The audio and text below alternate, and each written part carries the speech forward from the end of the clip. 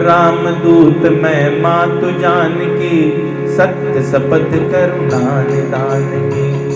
जब करुणा निधान नाम लिया तो माँ को याद आया करुणा निधान शब्द, ये तो प्रयोग जो है वो हम ही करते थे।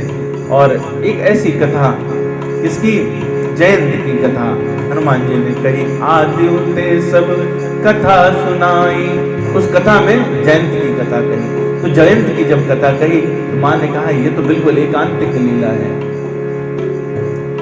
आपके आश्चर्य के लिए बताऊं कि हमारे राघवेंद्र सरकार बहुत रसिक हैं। उन्होंने 999 रासलीलाएं की। जो आखिरी 1000वीं रासलीला थी उसमें जयंत आ गया, उसमें विक्षेप हुआ, तो इसलिए वो एक रासलीला को पूर्ण करने के लिए उन्होंने कृष्ण अवतार लिया और फिर उसके बाद वो रासलीला हुई। तो वो 999 जो रासलीलाएं हुई वो प्रकट नहीं है, कहीं कहीं वर्णित है। भुसुंडी रामायण में ठीक वर्णन है उनका। भक्त लोग हैं माँ को माँ स्वरूप में देखते हैं, इसलिए रासलीला का वर्णन नहीं करते। तो ये तो एकांतिक बात है। हनुमान जी को पता है, इसका मतलब घर का ही बच्चा है, तब इसको पता है, नहीं तो पता कैसे होता? भगवान ने स्वयं बताया होगा। और हनुमान जी ने फिर माँ को धीरज बनाना शुरू किया। अब ध्यान दीजिएगा, क्या था? तरु पल्लव मारा लुकाई, छोटे से कितने पत्ते बराबर, वो नीचे आके ज्ञान दे रहे हैं। और कह कपरे दय धीर धरु माता, समीर राम सेवक सुखदाता। और आनौ रघुपति प्रभुताई, सुन मम बचन तजऊ कदराए। अब आप कहोगे कि इसमें चौपाई जो हम सुना रहे उससे क्या लेना देना है? सूक्ष्म रूप धरि सियहि दिखावा, विकट रूप धरि लंक जरावा। छोटे रूप का क्या लेना देना?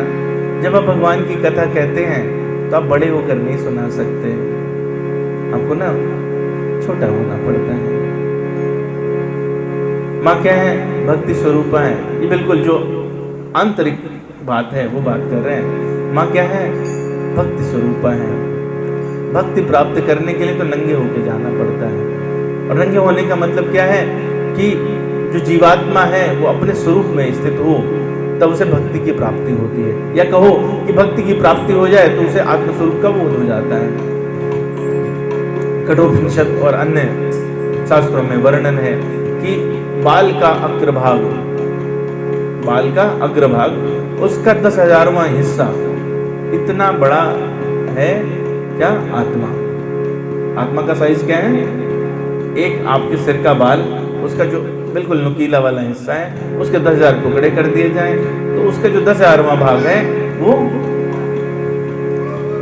तो उस साइज का होना पड़ता है। तो माँ क्या है? भक्ति स्वरूप है।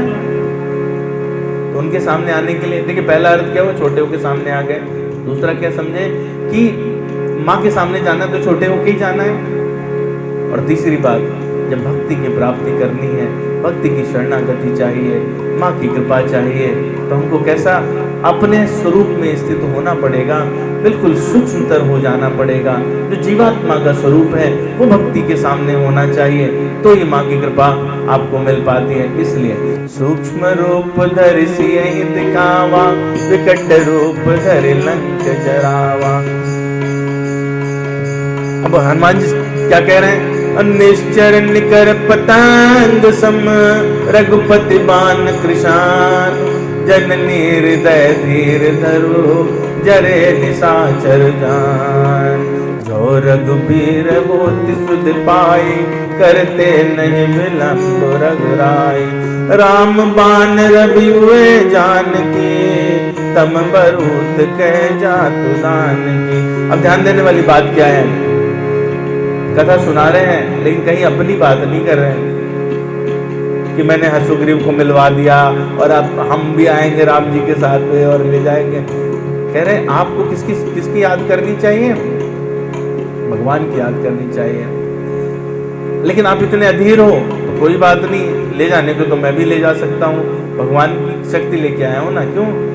जिमिया मोघ रघुपति कर बाना, यही बात चलो हनुमाना।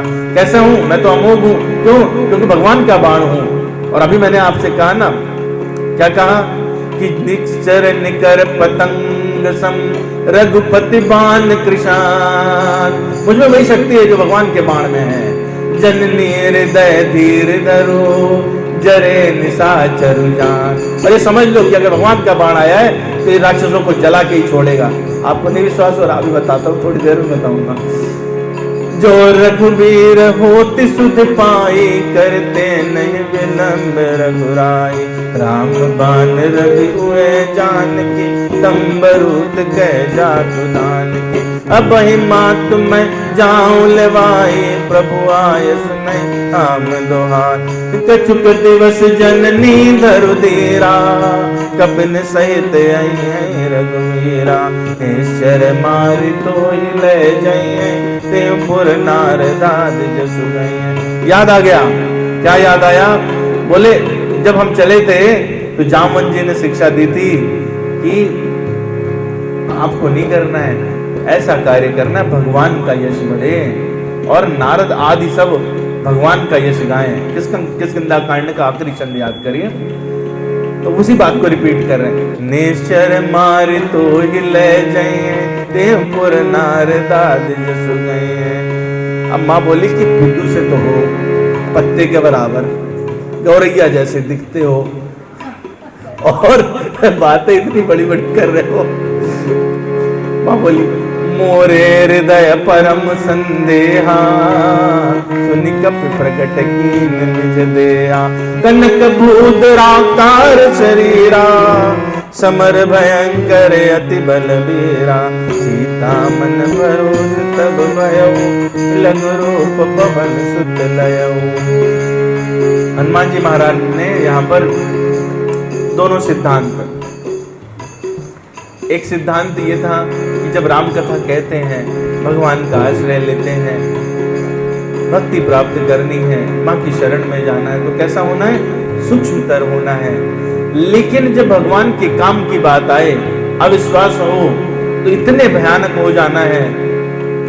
भगवान के काम के लिए छोटे नहीं रहना, सबसे बड़े बन के दिखाना है। तो कनक भूधराकार शरीरा समर भयंकर अति बलवीरा। सीता मन भरोस तब भयउ लघु रूप पवन सुत लयउ। लेकिन हनुमान जी घमंड नहीं कर रहे, करे ये आपने देख लिया मैं कैसा हो गया, भूधराकार, पर्वत से भी ऊंचा और छोटा भी हो गया, तो इसमें मेरा कुछ नहीं है। सुन माता शाखा मृग नहीं बल बोध विशाल। प्रभु प्रताप ते गरुण खाए परम लघु ब्याल।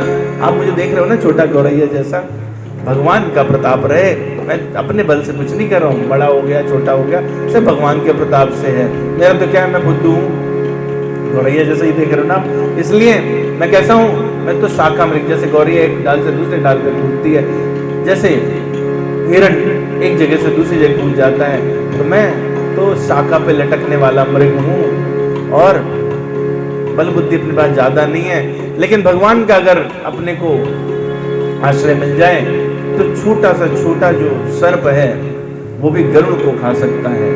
तो शक्ति तो भगवान की है। तो लघुता किस चीज को दर्शाती है, जिसका मर्म है वो समझना है। वो क्या है? भक्ति तो सूक्ष्मता से मिलती है। सूक्ष्मता काहे की? अपना स्वरूप सिद्ध करना पहला, सूक्ष्म कहाँ कहाँ होना है। दूसरा है भक्ति में अपने को सूक्ष्मता से ध्यान देना चाहिए कि कहीं कोई वैष्णव अपराध तो नहीं, भगवान या भक्त का अपराध तो नहीं। तो ये सूक्ष्म दृष्टि भी होनी चाहिए। इसलिए रूप कैसा? छोटे से छोटा तो गलती होने के चांसेस कम हो जाते हैं, बड़े हो गए तो गलती होने के चांसेस, उसको बड़ा दिखाओगे तो ज्यादा रहेंगे। तो जब भगवान की शरण जाना है, भक्ति की शरण जाना है, तो सूक्ष्म रूप धरि सियहि दिखावा। लेकिन भगवान का काम करना है, राम काज करे विकट रूप धरि लंक जरावा। तो तब कैसे हो जाना? एकदम विकट, भयानक। अब ये भयानकता कहाँ देखी? हम लोगों ने देख लिया सूक्ष्मता कैसे देखी, भयानकता कहाँ देखी?